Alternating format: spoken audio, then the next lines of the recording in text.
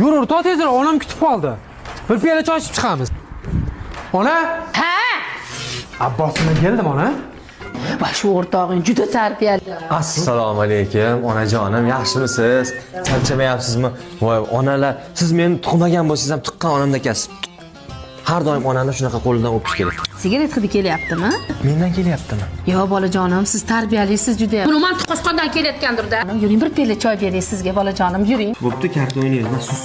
Dasturxonda katta o'ynab bo'lmaydi. Ha, bu narsa kayf qilish kerak, mana sizdan. Bolam, Jaloliddin Masharipov aytayaptiki, sen iflosda hali shunaqa hunaring bormi? O'rtog'ingga o'xshab kitob o'qib o'tirsang bo'lmaydimi? O'rni olsang bo'lmaydimi? Jaloliddin Masharipov yozyapti, ona. Karta o'ynamang. Faqat onani rozi qiling. O'sha Jaloliddin Masharipovda seni ham onangni oldiga borishimiz bor degan joy yo'qmi? Duo qiling, izzat nafsimizga. Duoni o'tirib qiladi, do'stim. Qani ilohi omin. Omadinglarni bersin, bolam. Yevoraman. Ha, bolam? Krishtianu Ronaldoning onasiga aytgan bir gaplari bor. U aytganki, Ko'chada santira olarmasdan yuravermagin. Hop, ona. Va men sizga ishonaman. Dabbos, shu o'rtog'ing bo'lmaganda men seni ko'chaga chiqarmasdim, tushundingmi?